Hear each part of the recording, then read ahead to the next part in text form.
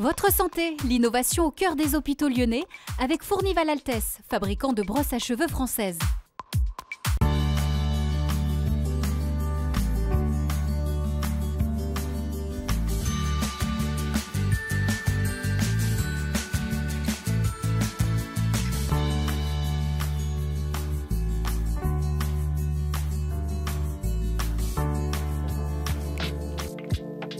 Bonjour, bonne année et surtout bonne santé à tous pour ce nouveau numéro de l'année dédié à votre santé sur TLM en partenariat avec la Fondation Hospice Civil de Lyon. C'est au Centre de médecine du sommeil et des maladies respiratoires à l'hôpital de la Croix-Rousse que nous nous rendons. Nous serons accueillis par toute l'équipe du professeur Petitjean. Bonjour docteur Petitjean, qui dit centre de médecine du sommeil dit maladie du sommeil. De quelle pathologie vous occupez-vous ici ? Alors, tout le spectre des pathologies du sommeil est globalement pris en charge dans notre unité. Cela part des syndromes d'apnée du sommeil obstructif, l'insomnie bien évidemment, et enfin un autre groupe qui regroupe les hypersomnies, les parasomnies, et puis une toute petite kyrielle, un groupe extrêmement marginal, comme les syndromes de Klein-Levin ou autres qui sont des hypersomnies récurrentes. Voilà, mais ça, ce sont des formes extrêmement rares. Alors, le sommeil est complètement lié à d'autres fonctions essentielles de l'organisme. Vous venez vous-même de la réanimation. Et d'ailleurs, le service s'occupe à la fois de sommeil et de maladies rares neuromusculaires adultes. Alors, pouvez-vous nous expliquer cette double orientation ?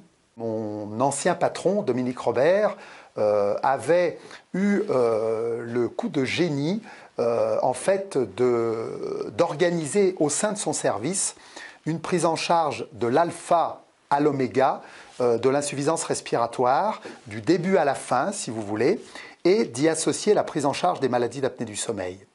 Il existe des liens entre insuffisance respiratoire et sommeil, et c'est du fait de ces liens historiques qu'au départ, sur le groupement Nord, on s'est intéressé à cette double casquette. Pouvez-vous nous rappeler la différence entre l'insuffisance respiratoire restrictive et obstructive ? Ce sont deux types d'insuffisance complètement différentes. Les gens qui ont malheureusement fumé beaucoup peuvent développer une insuffisance respiratoire obstructive. L'insuffisance respiratoire restrictive, si vous voulez, elle est une conséquence d'un trouble de la statique rachidienne, donc des gens qui vont développer à l'adolescence une scoliose, une syphoscoliose importante, qui va avoir des conséquences sur leur respiration, à partir du moment où ça concerne la colonne dorsale, et puis toutes les atteintes musculaires ou neuromusculaires, d'où notre activité ici dans le domaine des myopathies, qui sont pourvoyeuses d'insuffisance respiratoire restrictive. Alors, obstructif fait penser aux apnées du sommeil, alors qu'en fait, ça n'a rien à voir. Vous avez dans la maladie d'apnée obstructive du sommeil une atteinte du pharynx, un dysfonctionnement du pharynx pendant le sommeil en quelque sorte, et qui n'existe que pendant le sommeil. En revanche, la maladie obstructive, post-tabagique ou pas, fait appel à une atteinte du parenchyme pulmonaire, quelle qu'en soit la cause, et elle perdure aussi à l'éveil. Intéressons-nous à présent aux troubles neurologiques dans les maladies du sommeil, c'est-à-dire aux troubles du sommeil qui trouvent une base neurobiologique à leur origine. Bonjour, Dr Laure Peter-Derex. Quels sont les troubles neurologiques du sommeil qui sont pris en charge ici dans le service ? Alors, les patients viennent nous voir pour différentes raisons. Certains ne dorment pas assez, les insomniaques, ou dorment trop. Ils souffrent d'hypersomnolence, ou alors on a des patients qui viennent pour des comportements moteurs anormaux au cours du sommeil, un sommeil agité. Notre service est plus spécialisé dans les hypersomnies, notamment la narcolepsie, mais donc nous prenons aussi en charge les patients qui ont des parasomnies, donc des comportements moteurs au cours du sommeil, par exemple le somnambulisme ou encore les troubles du comportement en sommeil paradoxal, au cours desquels les patients vont agir leurs rêves et parfois présenter des comportements violents. Le service est centre de compétences pour la narcolepsie et les hypersomnies. Quel est l'état de connaissance sur ces deux pathologies? Les connaissances ont beaucoup progressé concernant la narcolepsie dans les dernières années. On sait maintenant que la maladie est liée à l'atteinte des neurones à orexine, qui sont des neurones situés profondément dans le cerveau, dans l'hypothalamus. Et l'orexine joue un rôle important dans le maintien de la vigilance. Et donc le déficit en orexine chez les patients narcoleptiques va s'accompagner de la somnolence. Alors c'est une maladie qu'on ne sait pas guérir aujourd'hui, mais qu'on peut soigner. Et on a notamment des traitements qui sont capables de soulager de manière significative les symptômes des patients. Alors, on connaît moins de choses sur les hypersomnies non narcoleptiques, potentiellement parce qu'il s'agit de maladies plus hétérogènes. Il y a une maladie particulière qui s'appelle le syndrome de Klein-Levin, qui est une hypersomnie récurrente, où les connaissances ont bien avancé grâce au centre de référence national du professeur Arnulf à Paris. Pour les hypersomnies qu'on dit idiopathiques, il est probable effectivement qu'il s'agisse parfois de maladies un peu différentes, et on espère par contre que la recherche avancera pour ces patients aussi. Damien Decran a rencontré un patient souffrant de narcolepsie et qui a accepté de témoigner. Un reportage. J'ai fait une paralysie il n'y a pas longtemps, où j'ai rêvé dans la nuit et quand je me suis réveillé, impossible de bouger dans le lit pendant 10 minutes. Mais ça m'est arrivé qu'une fois, mais quand ça m'est arrivé, j'ai stressé. Cette paralysie au réveil, Steven la doit à sa narcolepsie, une maladie qui s'est déclarée lors de vacances en avril 2009. Je faisais que de dormir toute la semaine. Du coup, au début, on avait mis sur le compte du ski tout l'hiver que j'avais fait, mais 2 ou 3 mois après, on ne pouvait plus dire que c'était la fatigue du ski. On est allé chez le médecin, il nous a envoyé vers un neurologue à Grenoble, qui lui m'a fait faire des tests, des veilles, et il m'a fait comprendre que j'étais narcoleptique. Je m'endormais à table, je me posais 5 minutes sur le canapé et je m'endormais directement. À l'école aussi,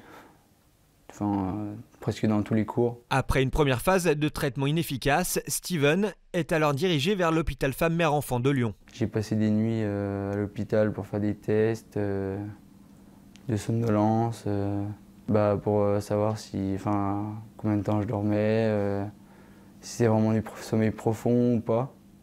Et là, ils se sont rendus compte que j'avais pas du tout de sommeil profond. J'avais que du sommeil paradoxal. Du coup, c'est pour ça que je dormais la journée, en fait. Je suis tout décalé.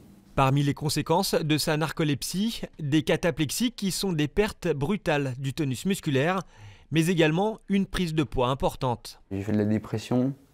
J'étais sous antidépresseurs pendant 3 ans. J'ai fait des tentatives de suicide. Je voulais faire des tentatives de suicide à un point où tout le monde se moquait de moi, du coup j'en avais marre de la vie. Ils me disaient que je dormais pas la nuit, que j'ai été suivi par une psychiatre pendant 3 ans. Mais pour moi ça m'aidait pas, ça changeait pas ce que je voulais faire et la haine que j'avais envers cette maladie. Et du coup, on a arrêté. Et après, le médecin m'a mis sous antidépresseur. Et après, quand j'ai commencé à perdre du poids, que j'ai commencé à accepter la maladie, ça allait mieux en mieux. Du coup, on a baissé la dose. Et après, on a arrêté définitivement et maintenant, ça se passe bien. J'ai accepté à vivre avec. Et puis aujourd'hui, ici, je le vis mieux. Je le vis bien. Très bien, je trouve, parce que quand je vois d'autres narcoleptiques à Lyon, je me dis que je suis pas du tout, je m'en sors bien. Longtemps confondues avec les ronflements, les apnées du sommeil sont en réalité une maladie du sommeil, ou plus exactement une pathologie respiratoire qui a un retentissement direct sur la qualité du sommeil.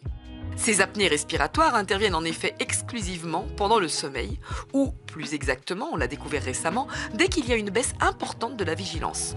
Donc proche du sommeil, mais pas que. Bonjour docteur Émeric Soffer. Pouvez-vous commencer par nous rappeler ce que sont les apnées du sommeil et également leurs conséquences? À chaque fois que le patient va inspirer, le pharynx va avoir tendance à se refermer sur lui-même. Du coup, comme il se referme sur lui-même, il n'y a plus d'air qui passe au travers, plus d'air qui arrive dans les poumons et moins d'oxygène qui arrive dans le sang. Et ça, l'organisme va s'en rendre compte. Il va générer ce qu'on appelle un micro-éveil qui va avoir pour but d'éveiller un petit peu le patient, sans le réveiller complètement. En général, ils ne s'en rendent pas compte. Mais la conséquence de tous ces micro-éveils, c'est que ça va fragmenter le sommeil. Ça rend le sommeil non réparateur. Ce qui explique la somnolence la journée. Alors, les conséquences, il y a celles qui sont liées à la mauvaise oxygénation. Ça va favoriser les maladies cardiovasculaires. Et puis, la conséquence qui est un petit peu plus pratique pour les patients, c'est qu'à cause de ces anomalies respiratoires, il y a ces micro-éveils qui fragmentent le sommeil. Et donc, le sommeil ne sera plus réparateur. Vos travaux de recherche portent sur le lien entre ces apnées du sommeil et la drépanocytose, donc qui est une maladie génétique qui, a priori, n'a rien à voir.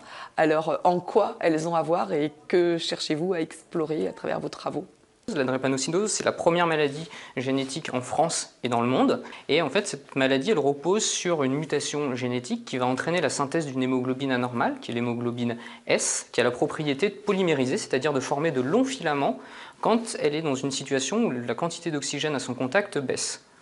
Et cette polymérisation de l'hémoglobine va faire se déformer les globules rouges et ils vont prendre cette forme en faucille, d'où le nom également de anémie falciforme.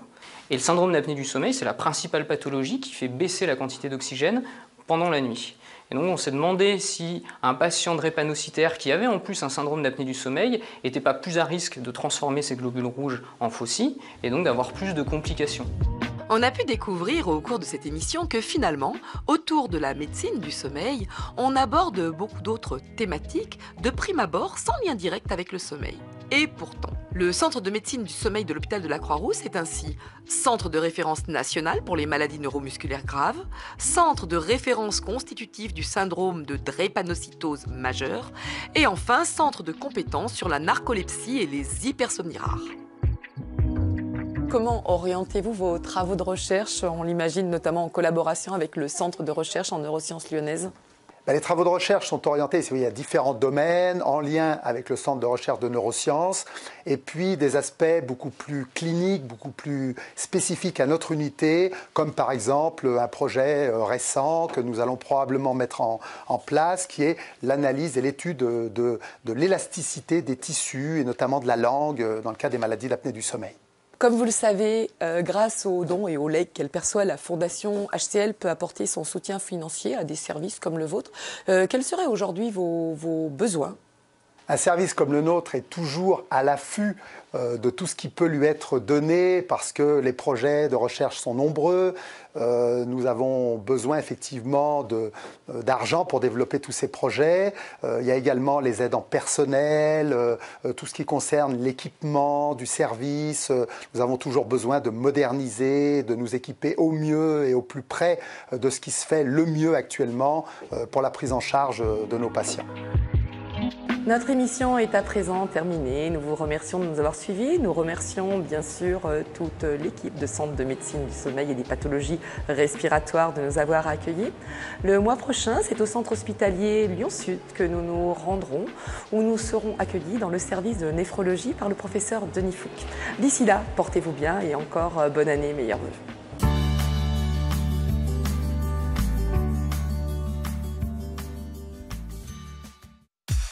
Votre santé, l'innovation au cœur des hôpitaux lyonnais avec Fournival Altesse, fabricant de brosses à cheveux françaises.